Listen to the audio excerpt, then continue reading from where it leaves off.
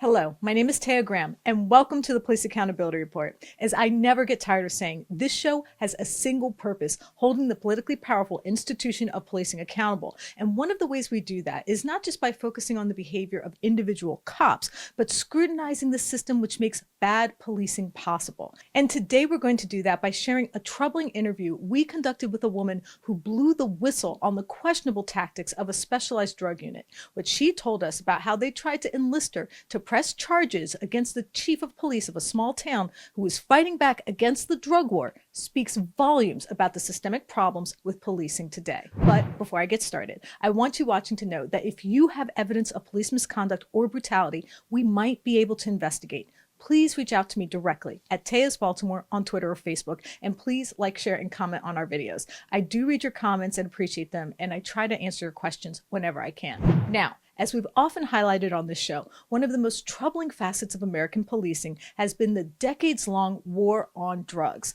The so-called battle against substances which alter the mind is in part the root cause of the country's addiction to mass incarceration, militarized policing, and a justice system fueled by the spoils of illegal confiscated property. It's a litany of ills that we have continued to expose on the show, and the reason we do it is to make this important point. The war on drugs continues despite public pushback because it's a big business. I mean, let's not forget our interview with former Drug Task Force Supervisor Neil Franklin, which we revealed on PAR last year. The since retired drug commander has been an outspoken critic of the war on drugs, but he's also been honest about the underlying imperative which drives it. Let's listen. You see a lot of money, you see a lot of cash. It's a lot of money, it's a lot of cars, motorcycles, homes, boats, you name it. And there's no direct accountability over top of that. And you know, a lot of times we were deciding upon what car to go after or what target to go after, what person to go after. We were making that decision upon the value of their assets. We do financial workups on people, and that's how we would target a lot of these folks. The point is, the profit model of policing is at the heart of so many of the problems that beset law enforcement today. It's a fusion of the worst aspects of crony capitalism with the immense power of law enforcement, which has forged arguably the destructive justice system we all live with today. And the interview you are about to see sheds even more light on this thesis. What it reveals is so disturbing. Stephen and I actually built a documentary around the story itself, which has just been released nationally. But today, we are also airing for the first time parts of that interview that have, until this point, remained secret, never seen by the public. But before I get to what this person told us about the tactics of a notorious drug unit, let me set the stage a bit first. This story begins in a small town on Maryland's Lower Eastern Shore called Pocomoke. It's a city equally divided between Black and white residents. In 2011, they appointed their first Black police chief, Kelvin Sewell. Sewell, a former Baltimore City homicide detective, took the job and immediately started implementing community policing. Specifically, he told his officers to get out of their car and walk among the residents. Let's listen to some of those residents talk about it. Because before he came here, all you saw was just about every weekend, the Worcester County Task Force coming into town, grabbing up all these kids and taking them to Snow Hill, processing them, putting them in jail. During his tenure, crime dropped dramatically. Relations between the community and police improved, and most of all, people started to trust law enforcement. But looming over his success was the unreasonable thirst of the drug war. Specifically, the Worcester County Drug Task Force, which was accustomed to regularly raiding the poorest part of Pocomoke and hauling off residents to the county jail. But the chief fought back. Not only did he not want the highly paid drug warriors in his town, he tried to help the people caught up in their ever-widening net. He helped get drug treatment for people who wanted help. He also helped young men who worked on the corners get back into school. But in 2015, Sewell was fired. And for more on that and what we learned while we were investigating the case, I'm joined by my reporting partner, Stephen Janis. Stephen, thank you so much for joining us. Taya, thanks for having me. Now, first, Chief Sewell was fired. Can you talk about why this happened and what unfolded as we investigated? What went on behind the scenes? Well, first of all, let me say full disclosure, I wrote a book with Kelvin when he was a homicide detective in Baltimore. But what went on behind the scenes was power structure of this town really trying to take Kelvin down. And really it was a struggle between the Worcester County Drug Task Force and Kelvin, who was running the town, who wanted to implement more community-style policing, while the Worcester County Drug Task Force wanted to come in and arrest people. And it was really a battle between two forms of policing that the public wasn't seeing. So as we were working on the case, you got a tip that someone in the community wanted to talk about law enforcement in Worcester County. What was it, and what did she have to say? Well, after Kelvin filed a lawsuit, claiming wrongful termination, we started hearing rumors that the state prosecutor was investigating him in sort of concert with Worcester County officials to try to get him, basically. And then we get this call from a woman who had been caught up in some drug raids, who had some amazing stuff to tell us, that really they've been trying to get him for years. And she basically said they've been trying to get her to lie on him and say whatever they could do to take him down, because they wanted to go into that community and prosecute drug raids, bottom line. Now, before I play the interview, I wanted to get your thoughts on what you learned.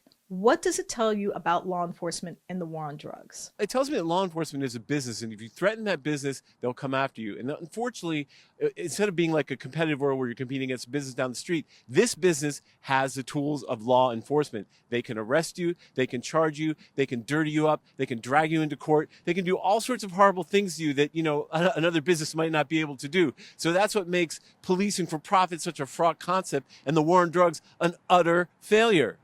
So now on to the interview. As Stephen told us, her name is Jerry Fitch. She was a resident of Pocomoke who had battled addiction and was subsequently swept up in several of the raids by the aforementioned drug unit. But it's what she revealed about how the officers acted behind the scenes after she was in custody that we felt compared to share. Let's listen to her set the scene.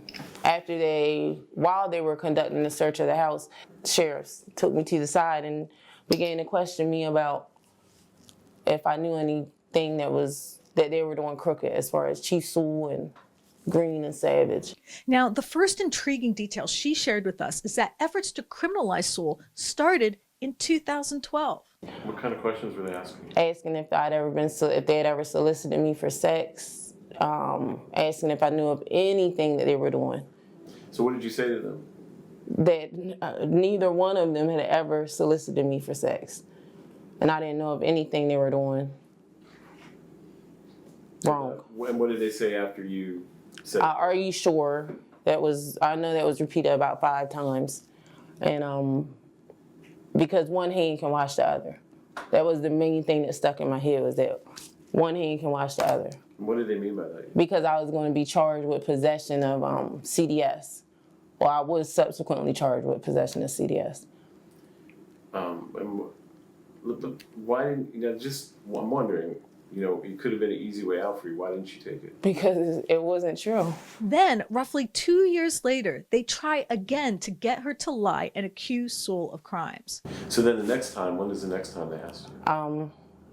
June 22nd, 2015. That was another raid? Or was Yeah, and it was at it was actually like an undercover drug distribution investigation that just the sheriff's department and Maryland State Troopers were conducting. They purposely left Pocomoke City Police Department out of it. He went on to say, asking me questions if me and Chief Sewell had ever been involved in a sexual relationship. No. If I had ever done any work with Chief Sewell. No. If I knew of anything that they were doing that wasn't right. And then, in 2016, after Sewell was fired, 2 investigators from the Office of the State Prosecutor visited her in jail, and they made an astounding offer. Let's listen. I'm in my cell, and they called me out for, they just said I needed to go to processing. And they took me out of one building into they call it administration building. Then again, they said, it was a urban myth that I was supposedly pregnant by Chief Sewell when I was arrested, which I wasn't. They said it was an urban myth? Yeah, that's exactly how they said it. I don't think it's fair to me for them to have targeted me to try to find dirt on him. I don't think that was fair. Don't get me wrong. I didn't want to go to jail. I didn't want to go to prison, but I wasn't going to drag anybody else into it. Was my charge. So here you can see a startling example of how corrupting the war on drugs is. First, you have a chief who tries to transform policing by connecting with the people he serves. A man who forced his officers to build relationships with the community. A cop who sought productive solutions in lieu of jails, courts, and confinement. But then the political economy of policing intervened. That is, Chief Sewell tried to stop the endless prosecution of the drug warder, whose concerted efforts he believed were undermining his efforts to heal the community and actually provide public safety. And finally, when his strategy actually succeeded, he found himself the victim of concerted efforts to criminalize him. It's an extraordinary look behind the scenes of the drug war that reveals all the worst aspects of this battle fought in the communities and the homes of the people who can least afford it. I mean, we talk about police being heroes, but isn't the true hero of this story Jerry Fitch? The person police continued to target for incarceration and would probably like for most of us to forget. It was Fitch who, when facing incarceration and imprisonment, refused and turned down an offer to cooperate for leniency. And it was Fitch, when she was already in jail, who declined to offer false information that would have allowed her to walk free. I mean, really, how many of us would not readily make that trade?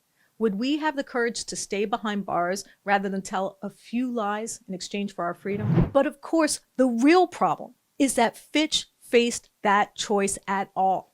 What is truly troubling is that the imperative of the drug war demanded that she confront such a treacherous dilemma. The bottom line is that they wanted her to lie, to incriminate an innocent man, all so they could keep making arrests that accomplish little more than putting people behind bars. It's worth noting that the Worcester County Drug Task Force are among the highest paid cops in the area. An investigative report by Delmar Now revealed that the officers of this so-called elite unit earned on average salaries over $100,000, and they were also the biggest recipients of overtime. And for what? So they could storm into poor communities, hauling out people addicted to substances wrought by the despair of the failures of a crony capitalist system. I mean, the neighborhood where highly paid cops looked to drum up business was already beset by poverty, a community that had few resources and even less political efficacy. Why not pick on it? And along the way, pick up some good stats and a whole bunch of overtime. Why not pad your salary and get a free vehicle while contributing to the great American incarceration machine? Why not add to the misery of a city where a chief offered the hope of something better than a pair of handcuffs? I mean, if the war on drugs was so righteous and so necessary, why would you have to resort to suborning perjury from a witness? Why, if arresting poor people with few prospects was so productive, would you have to enlist those same people to incriminate your critics? This is a classic example of the political economy we often talk about on this show. The connection between money and policing, cash and law enforcement that we try to expose whenever we can. And it is a dangerous symbiosis, a malignant abuse of power, and most of all, as we've seen in this case firsthand, the imperative for police corruption. Which is why we will continue to bring you stories like this, to shed light on the truth and expose those who would undermine it, particularly if they wear a badge and carry a gun. And by the way, if you're interested in watching the full documentary, you can click on a link we pinned to the top of the story. I would like to thank Stephen Janis for his reporting, writing, and editing on this piece. Stephen, thank you so much for your help. Thanks for having me. I appreciate it. And of course, I have to thank friend of the show, Noli D, for her support. Thanks, Noli D.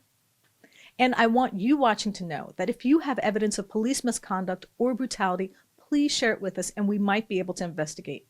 Please reach out to us. You can email us tips privately at par@therealnews.com and share your evidence of police misconduct. You can also message us at Police Accountability Report on Facebook or Instagram, or at Eyes on Police on Twitter. And of course, you can always message me directly at Taya's Baltimore on Twitter or Facebook. And please like, share, and comment. I do read your comments and appreciate them, and they do help. My name is Taya Graham, and I'm your host of the Police Accountability Report. Please be safe out there.